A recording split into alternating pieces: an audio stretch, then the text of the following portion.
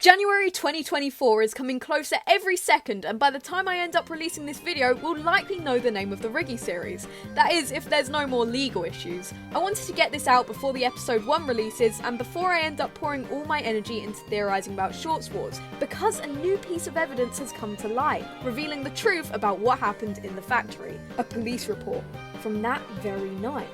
Now don't get me wrong, we still won't know entirely what or why this happened, but we're given enough evidence to form a general idea and answer some of the gaps in the law there may be. That being said, the more law that we're given, the more questions it raises. Like, what's Red Rabbit's Day? Who were the other two bodies? What's Lucky hiding? And why was Riggy at the scene?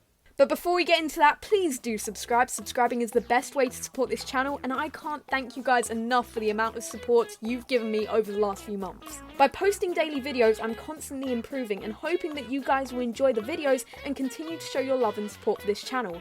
It's so incredible to have such an amazing community. Thank you, and back to the video. Now let's start with the actual report so that you guys are working off the same information I am, and we can discuss this in more detail. Incident report. Explosion just outside Toonville at the Lucky's Plushies factory. The factory was closed today in celebration of Red Rabbit Day, so no employees were harmed in the explosion. However, 3 bodies were found, 1 just outside the factory and 2 near the back exit. All 3 bodies have been identified. Page 2.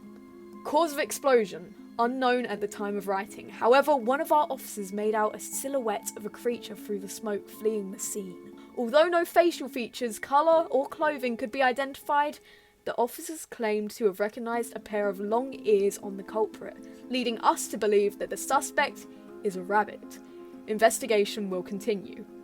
Note: L. Luckington has refused to provide security footage for personal reasons, and that's crossed out. L. Luckington claims security footage has been destroyed in the flames. This report is directly linked to this scene here, since it's told from this police officer's perspective. It's important to note that he can't actually see Riggy here, and this will become important information later on. The first thing we noticed is the date. Look familiar? It's Riggy's birthday. Riggy mentioned that he moved to Toonville as soon as he turned 18, so we start to realise that the moment he moves to Toonville, he ends up blowing up the factory and causing Billy's death. So what exactly happened that day? Well, from what we've gathered, Riggy moves out of his parents' house as soon as he turns 18. He goes to Toonville and moves into a small house as he gets settled. He meets a few of the locals, and that's about it. The rest of the day is unclear, but it leads to him hearing about a drug exchange going on at Lucky's factory, so he goes there to investigate. Luckily, it's Red Rabbit Day, so the factory is meant to be empty. Key word, meant to be. Disaster strikes. The deal doesn't go well, or it's more likely been interrupted by a certain rabbit monkey.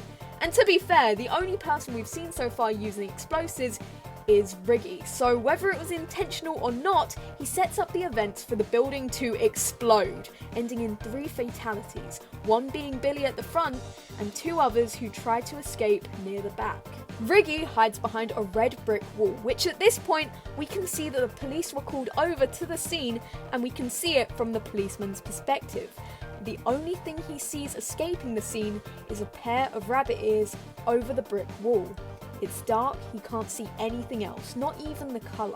Now Riggy manages to slip away, effectively throwing the police off his tail, but not so much the ears, as later on they decide to arrest someone who matches the description. Candy and Ruby's father. And that's all we've got, but it does bring up some interesting theories. Firstly, what is Red Rabbit Day? We asked the question of who is the Red Rabbit before, but now we can kind of take into account that he may be a figure of some form of hero, maybe even linking to a different prophecy. Considering the fact that he gets a whole day dedicated to himself where people get the day off to celebrate, you can assume that people would think of this guy as a good guy. But with that being said, we still know that he's a physical being, because Lucky mentions how he's talked to him before, which is where he also gave insight on the prophecy that will destroy the world if Riggy doesn't take action. And the interesting thing here is that both Red Rabbit's Day and Riggy's birthday are on the same day. Now that could either be coincidence or it's linked to some kind of prophecy. The easiest explanation I could come up with is that the Red Rabbit is now passing down the protection of Toonville over to Riggy, who doesn't want this kind of responsibility.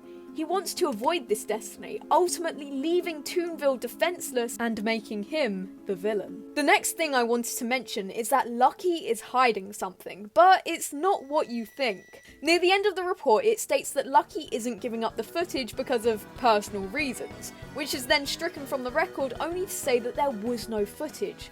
We know Lucky has the ability to change reports to paint himself in a more positive light, but then why say it at all? Well, until that point, he believed that there was still footage to be released. Otherwise, it would have been logical to believe that it would have been destroyed immediately, unless he wasn't involved in the actual explosion after all. Well, if so, then why wouldn't he want the footage released? Well, it's exactly what he said. It was a personal reason. He personally didn't want to end up in prison for storing and selling drugs within his factory. Some of you guys even drew comparisons to Gus from Breaking Bad, which, okay, that's actually kind of funny. Okay, the point here is that Lucky didn't try to kill anyone.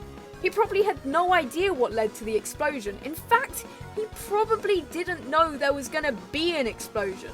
He denied access to the security footage because he thought that he was covering up a drug deal, not the explosion. It was later that the police found out the footage had gone missing, which is when they struck Lucky's quote from the record, because it was just unnecessary and the police are on his side. After all, everybody loves Lucky.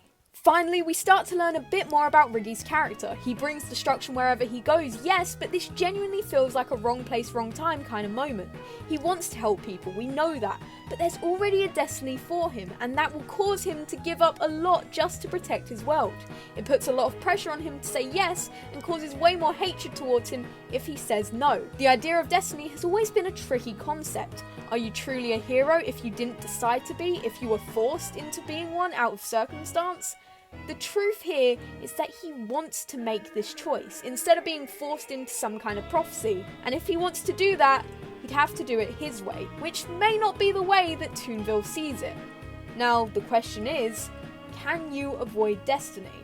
Now that question is to be determined. Thank you guys so much for watching. If you like this video, please do subscribe. It was really fun to make. Comment down below if you think I've missed anything or if you have your own theories that you want to bring up.